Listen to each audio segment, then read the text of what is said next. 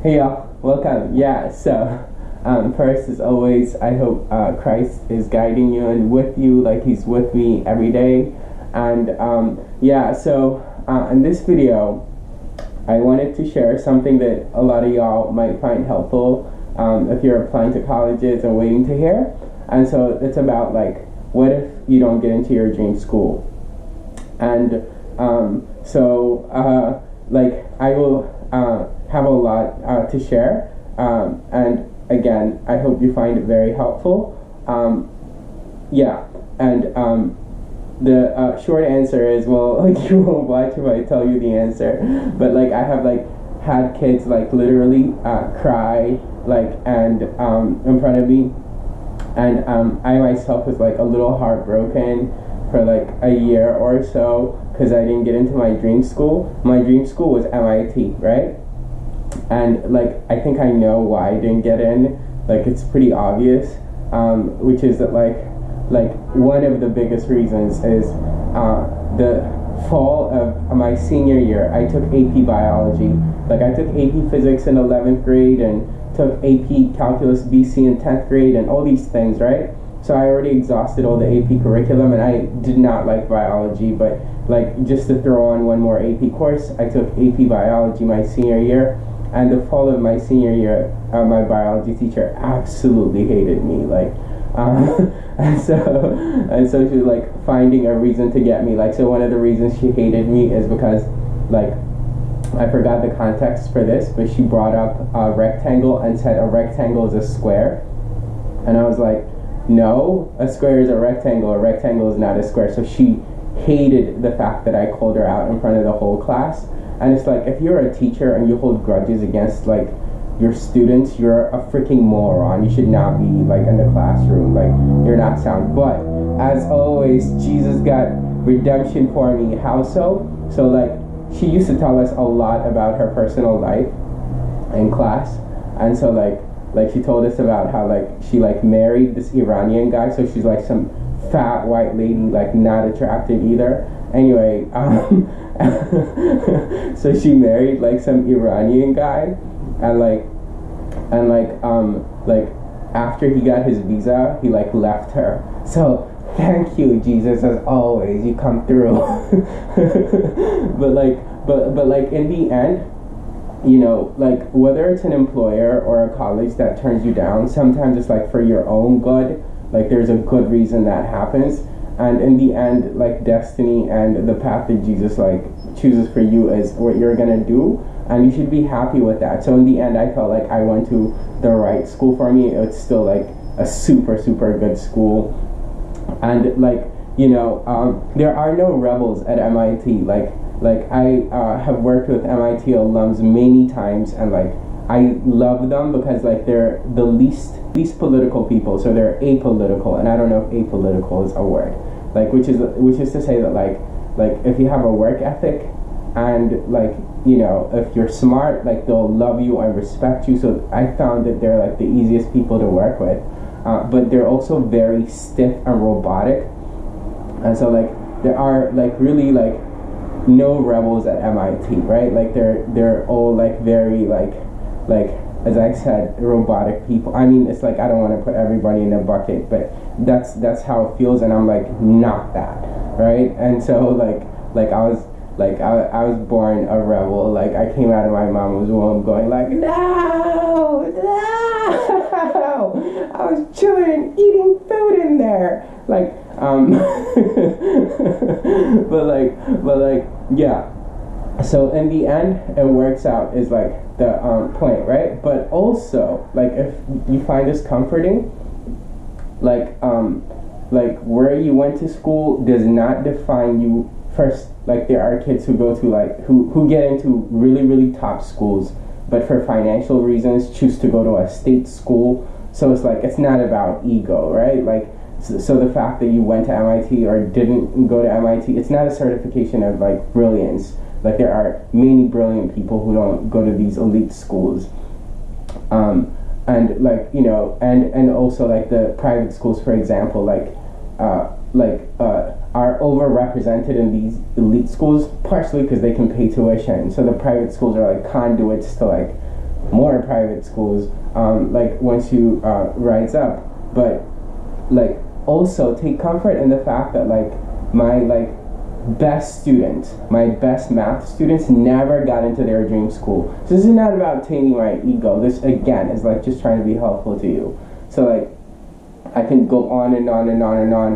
One of my like best students, one of my first students that I thought was like the best student, he like got into Northwestern, but that was like the best school he got into. He's like half Chinese, half Indian. So like long before Dave Chappelle made a similar joke about it, like one of my friends who's really funny, when I told him about this kid, said like he's gonna be like the hardest working like kid ever. Like, but anyway, like this kid was really smart, really hardworking, and didn't get into any other school but Northwestern. That was the best school he got into. And so like near 2014 he was my best student. And then shortly after that I worked with like probably on paper the most accomplished student, and this is a kid like in one of the wealthy suburbs of New York, Scarsdale. So I tutored him for the Amy, and like I would literally come up with the hardest problems that are like hard for me to solve, and I put it in front of him and he solves it like in 2 minutes. So this kid is like as good as they come. Like I was barely helpful. Like I was like it was fun for me to like witness like such a brilliant like young math kid. But like that was, you know, this kid was good at the Amy to an extent where he was better than me, right? And so like so he got a 2400 on the SAT. That's when the SAT was out of 2400. So he got a perfect score on the SAT. And he took physics in 8th grade, AP physics in 8th grade, and same with calculus. He took it in 8th grade. But he was like really nerdy. Like his only other passion was like baseball. And of course, like as two math lovers, we connected deeply. And so I was in his house. Like I used to commute to people's places to tutor when I was younger. I don't do that anymore. I haven't done that like 9 or 10 years. But anyway, I was at his house like working with him, and he's like pacing back and forth, like really, like his mom like guards him. He was homeschooled for most of the time, and after being homeschooled, he like went to a very small school that had like 50 or fewer kids. So his mom was like super protective of him and was with him in everything he did. And in the end, like when he applied to college, the two best schools he got into were Swarthmore and the University of Chicago. So only those two schools gave him a chance. And it's like, huh? Like this kid is like the most impressive kid on paper. Calculus in 8th grade, like AP physics in 8th grade, and got 5s on both of them in 8th grade. And so it's like, you know that this is not pure meritocracy. There are a bunch of rich kids that like get in, or like celebrity kids that get in. And in fact, I have tutored like 2 or 3 kids that were legacy. So they had parents that went to Harvard and they got into Harvard. And it's like, what? Like you turn down all these kids that I think are like the most phenomenal like creatures on earth. And like these mediocre kids, like one of them was a kid who like I tutored in Calc BC, and he struggled quite a bit. Like, and despite my like awesome tutoring, he only got B's in calculus, and like, but he got into Harvard. And so like many similar stories, right? Furthermore, like I had a department chair, my first department chair at a private school, my very first private school where I worked for 3 years, and she was like a super good mentor, taught me so much about teaching, and also just like being like an adult, like being a professional. Like she was both my department chair and my best friend at the school. I spent like a lot of time with her. And anyway, you know, one time when we were having conversations about colleges, she confessed that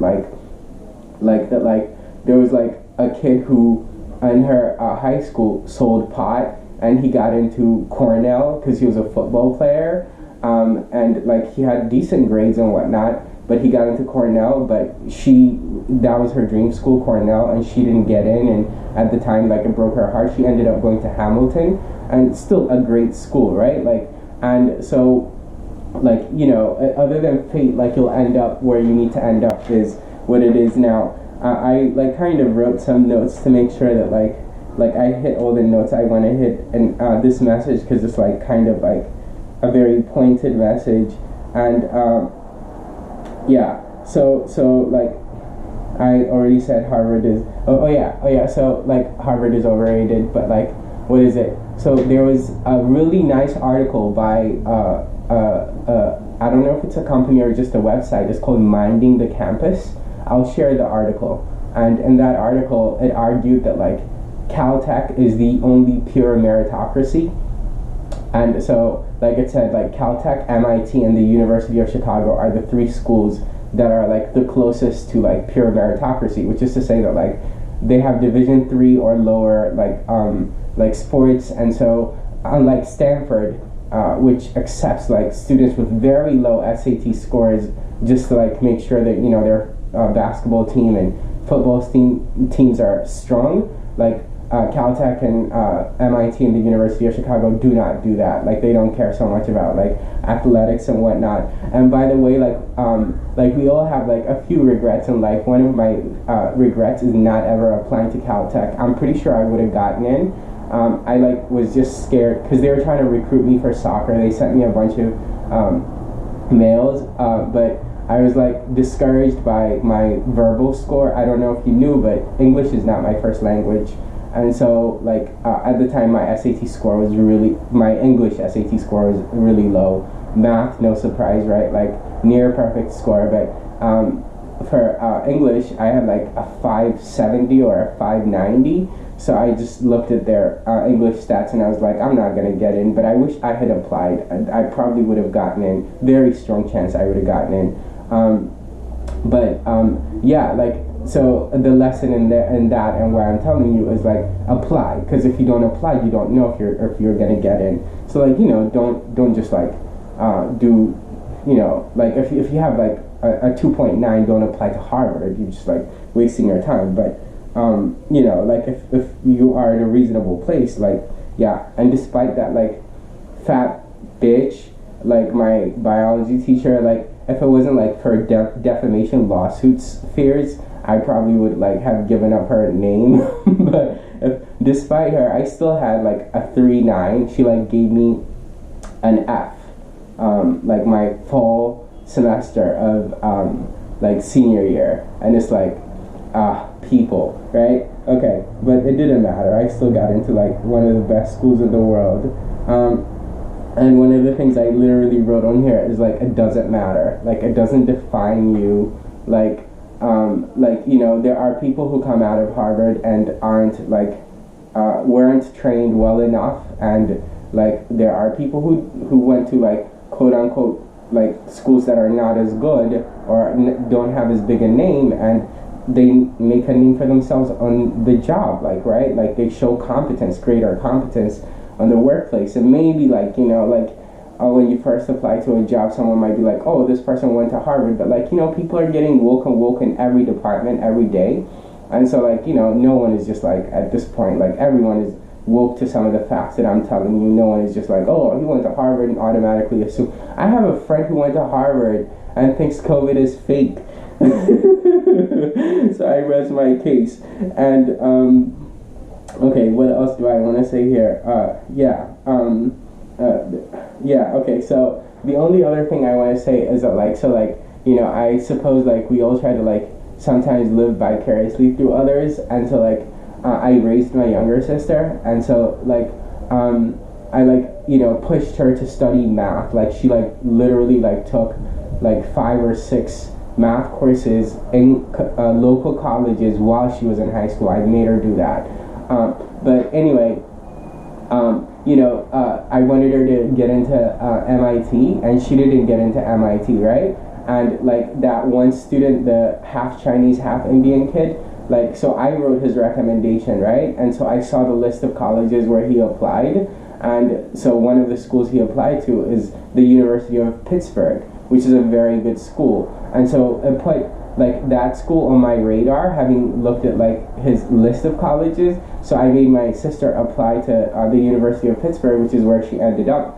In the end, all things considered, finance and everything else, like it was the best school for her to choose, and she was very happy there and whatnot. and I was very happy at the school I ended up, and like met many interesting people and whatnot. And so like, if I look back in life, like not only like was it stupid for me to like have been bent out of shape about for a year about like not getting into MIT, but like MIT was not the right place for me, even if like I had gotten in. And there were students who went to my school that got into MIT and turned down MIT to come to my school. But like that's not even how I wanted to conclude. What I want to conclude on is like, so like my little sister, like raising her was like really difficult. Like, and raising a teenager is not fun, right? Like, and so like she's like one of those compulsive liars, and she lied while she was in high school. And then in college, like the details are not important. When she went to college, she kept on lying. It's just like, I guess, just like how they say, like once you kill, it becomes easier to kill. It's just like this girl, like is like a compulsive liar, right? And like one of the first things I tried to teach her, like while she was in high school, and I don't even know how I came up with this as like an important lesson, because it's such an important lesson. Maybe it's like the Spirit of Christ working through me. But one of the things I told her while she was in high school is like, once you lose trust, once you betray someone's trust in you, then it's like nearly impossible to get it back, right? And so, like she lied to a point where it affected my ability to trust other people. And so this is not like to just talk about how abusive and how much of a compulsive liar my sister was, and probably still is. I don't talk to her anymore. But like the reason why I brought it up is because in the end, when it was all said and done, like I didn't care about whether or not she got into MIT. Like I once upon a time cared a lot, but in the end, all I cared about is like I wish she was more honest. So like your values will shift, like, and like the things you care about and like in others, right?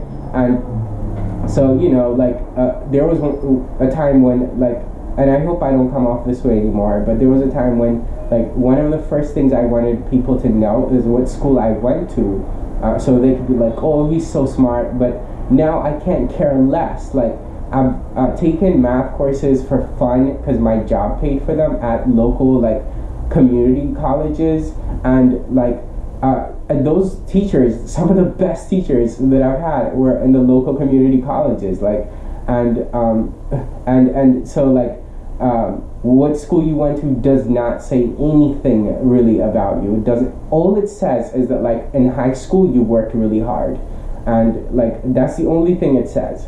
Like in high school, you were more disciplined than others, and you worked really hard. And of course, grad school is a whole other matter. Like there's almost no merit in getting into grad schools, even the top schools. But I will save that for another video. Yeah. Okay. Cool. Now I did say that I was gonna make these videos only on Fridays, but like I felt like it right now. I'm in the mood for it right now, and so I wanted to take a break from another math video. I hope you learned a lot from this. And yeah, I hope you found it engaging, and take care.